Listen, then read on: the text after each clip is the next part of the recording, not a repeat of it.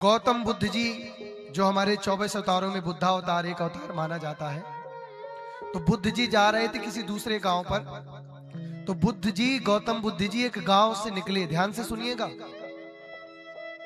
हमारे जीवन में यदि हमारा भजन मार्ग बनते बनते बिगड़ गया, यदि हमारे जीवन में अचानक से किसी सज्जन पुरुष का अपमान होने लगा, हम किसी को कुछ दे नहीं सकते, भला बुरा बोलने लगे, तो याद रखना चाहिए कि अब तुम्हारा विनाश काल आ रहा है। जब विनाश काल होता है तो प्रकृति किसी सज्जन व्यक्ति का हमारे द्वारा अपमान कराने लग जाती है। तो गौतम बुद्ध जी उस मार्ग से जा रहे थे, एक गांव पड़ा।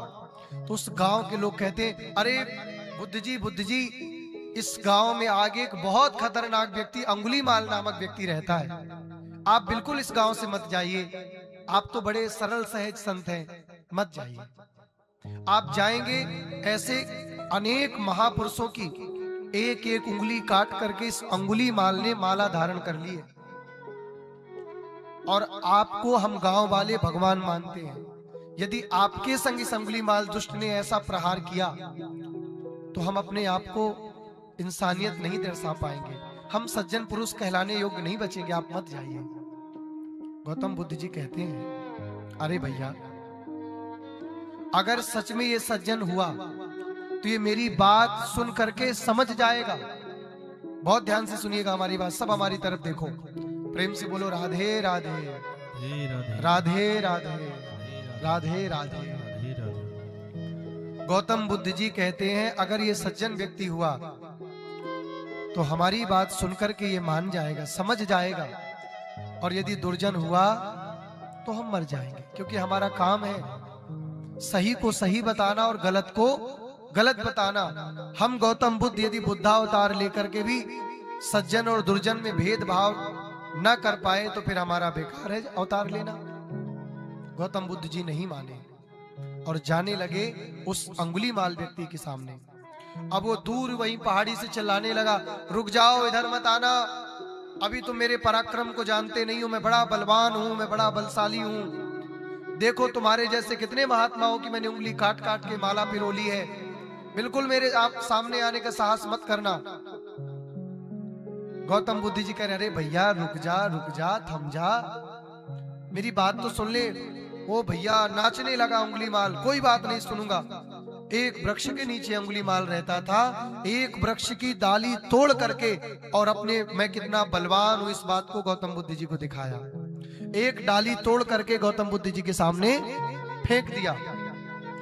गौतम बुद्ध जी कहते हैं, बस अब रुक जाओ अंगुलीमाल, अब रुक जाओ, अब एक बात तो मेरी सुन लो, एक भी अब पत्ता मत तोड़ देना, मेरी बात सुनो, यदि मेरी बात तुम्हें समझ ना आए तो मुझे यहीं मार देना, यहीं मार देना, मैं मरने को तैयार हूं, लेकिन मेरी बात सुने बिना एक पत्ता भी मत अब वृक्ष का तोड़ देना, बिल्कुल मत तोड़ना, सुनो मेरी बात, जल्दी सुनाओ क्या कहना चाहते हैं। ज्यादा देर नहीं सुनता मैं संत बाबाओं की, जल्दी बताओ। गौतम बुद्ध जी कहते हैं, अंगुलीमाल, जिस डाली को तुमने एक सेकंड में मुझे बलवान दिखाने के लिए तुमने तोड़ दिया, बस केवल इस डाली को तुम जोड़ दो। क्या बोले वो, बताइए जरा मुझे, क्या बोले गौतम बुद्ध जी अंगुलीमाल से, कि जिस डाली को तुमने मुझे बलवान दिखाने के लिए एक सेकंड में तोड़ दिया, बस इस डाली को तुम तोड़ दो, मैं तुम्हें बलवान समझ जाऊंगा और तुम्हारा शिष्य बन जाऊंगा, बस केवल मुझे इतना करके दिखा दो। अब तो अंगुलीमाल नाराज हो गया, ये कैसे हो सकता है, अरे टूटी हुई चीज कभी जुड़ती है क्या, मैं नहीं जोड़ पाऊंगा, और ये सब मुझे पागल मत बनाओ, मैं फिर कह रहा हूं मैं तुम्हारी उंगली काटने वाला हूं। अरे भैया, बोले मेरी उंगली बाद में काटना, पहले तुम इस डाली को जोड़ो जिसको तुमने तोड़ा है। अरे अच्छी पागलों जैसी बात करते हो तुम, टूटी हुई चीज कभी जुड़ती नहीं है, मैं केवल तोड़ना जानता हूं, मैं जोड़ना नहीं जानता। गौतम बुद्ध जी मुस्कुरा के कहते हैं, सुनिए श्रीमान जी, आज तुम इस पहाड़ी में केवल अकेले रहते हो, केवल अकेले रहते हो, कोई तुम्हारे साथ में नहीं रहता। क्यों? आज तुमने जितनी उंगलियों की माला पहना करके पहनी है, जितने लोगों की तुमने अंगुली काट करके, और जो तुम ये अंगुली माल बने हो, माला तुमने पहन ली, आज इतने लोगों की यदि तुमने मदद की होती तो इस पहाड़ी पर केवल अकेले न रह रहे होते। आज इतने लोग तुम्हारे सामने आंसू बहाने के लिए खड़े होते, आज इतने लोग तुम्हारे अनुयायी बन के खड़े होते, आज इतने ही लोग तुम्हें प्रेम करने वाले खड़े होते। अंगुली माल, ये तुम्हारा रवैया ठीक नहीं है। अगर तुम किसी को जोड़ नहीं सकते तो तोड़ने का अधिकार तुम्हें किसने दिया? अगर तुम किसी के जीवन में सुख नहीं दे सकते तो दुख देने का अधिकार तुम्हें किसने दिया? बंधुओं, सबसे बड़ा महापाप है आपने जिसके जीवन में कभी कुछ अच्छा नहीं किया तो कभी किसी की चमचागिरी करने के चक्कर में उस व्यक्ति के जीवन में जो फंसा हो बुरे संकट में और वो तुम्हारा मालिक हो, तो उसके नजरों में अपना नंबर बनाने के लिए चढ़ी कढ़ाई में दो पूड़ी मत सिराया करो। नहीं तो जिसका जिसका झगड़ा है उनका न्याय तो परमात्मा करेगा, लेकिन सबसे कठोर नरक पे तुम्हें जाना पड़ेगा। गेहूं की जब दो पार्टी चक्की की जब चलती है ना, तो गेहूं तो पिसता है, लेकिन गेहूं के अंदर बीच में जो घुन लगा होता है वो घुन भी पिस जाता है। तो आप कभी भी किसी के जीवन में टांग मत अड़ाया करिए। आप यदि किसी को सुख नहीं दे सकते तो तुम्हें दुख देने का अधिकार किसने दिया? आज यही सबसे ज्यादा हमारे सनातन का दुर्भाग्य है कि व्यक्ति को अपना दुख नहीं नजर आता, लेकिन सामने वाले का सुख बहुत बड़ा दुख कर देता है मानव के जीवन में। ये कैसे इतना सुखी हो गया? सीख लीजिए अंगुलीमाल और गौतम बुद्ध जी के प्रसंग से। हमें अपना दुख दुख नहीं लगता, सामने वाला का सुख हमें दुख लग रहा है। ये कैसे सुखी हो गया? किसी के दुख में आंसू बहाने वाले तो फिर भी आज मिल जाते हैं, लेकिन किसी के सुख में सुखी होने वाले आज नहीं है ज्यादा। अभी देखना किसी को सुखी होते हुए 4 दुश्मन तैयार हो जाएंगे। बस इतना कहा उन गौतम बुद्ध जी ने, और कहते हैं बस तुम मेरी उंगली क्या काटोगे, लेकिन यदि मेरी बात तुम्हें समझ में आई तो इन अपनी उंगलियों की माला को अभी जाकर के इस नदी में बहा दो और आज से ही दया अपने अंदर लाओ और दया लेकर के चले जाओ दूर जंगल में। तब तक प्रभु का नाम जप करते रहना जब तक तुम्हारे चित्त का परिवर्तन ना हो जाए। कथा तब तक सुनते रहिए, हरि नाम तब तक जपते रहिए, भगवान का कीर्तन तब तक करते रहिए जब तक तुम्हारे अंदर पर दया ना आ जाए, पर पीड़ा देखने की सामर्थ्य ना आ जाए, पर निंदा सुनने की सामर्थ्य ना चली जाए, पर दोष देखने की सामर्थ्य ना चली जाए। तब तक भगवान की कथा, तब तक भगवान का नाम जप, सत्संग, दान, पुण्य तब तक करते रहिए अपने जीवन में। इसीलिए तुम्हें जीवन मिला है, इससे अलावा जीवन का कोई अधिकतम लक्ष्य नहीं है।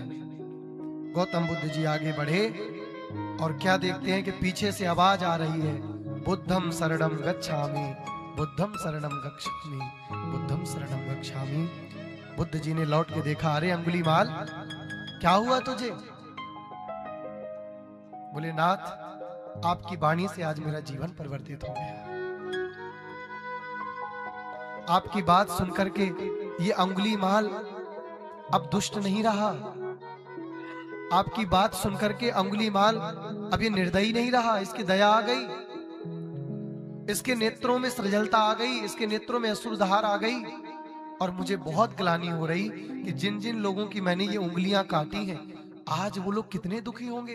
अब मुझे कोई प्रायश्चित बताइए, कोई प्रायश्चित मुझे बताइए। भगवान बुद्ध कहते हैं, अगर उन लोगों को तुम ढूंढ सकते हो जिन जिन की तुमने अंगुली काटी है, तो उनके घर में जाओ और उस उंगली से आज वो जो अपने कामों को नहीं कर पा रहे हैं, उतना काम रोज तुम उनके घर में करो, यही इसका प्रायश्चित है। अंगुलीमाल इतना रोया कि चाहे मेरा पूरा जीवन क्यों ना चला जाए बुद्ध भगवान, लेकिन अपना पूरा जीवन गंवा दूंगा, लेकिन जिस उंगली को मैंने जिन जिन लोगों की काटा है, एक एक उंगली, और उस उंगली से आज वो जो काम नहीं कर पा रहे हैं, वो काम आज से मैं उन लोगों के घर में जाके करूंगा। ये बुद्ध जी के सत्संग का प्रभाव अंगुलीमाल के जीवन में पड़ा। ये बुद्ध जी के सत्संग का प्रभाव उस परम पापी था, निष्ठुर था, निर्दयी था, काट देता था उंगलियां लोगों की, उस अंगुलीमाल के जीवन में पड़ गया। बहुत पुरानी घटना नहीं है ये। क्यों? क्योंकि जीवन में आज का व्यक्ति एक काम नहीं करता, एक नाव में बैठ के दो काम करता है। मैं हमेशा एक बात कहता हूं कि यदि पापी बने हो तो पूरे बन जाओ। आधे पापी आधे भक्ति मत करिए कि दिन में तो दिखते हो सत्संग में और रात में दिखते हो भौरंग में। दिन में सुनते हो कथा और रात में करते हो तुम व्यथा। ऐसे लोग ठाकुर जी को नहीं पाते। ऐसे लोग न घर के रहते न घाट के रहते।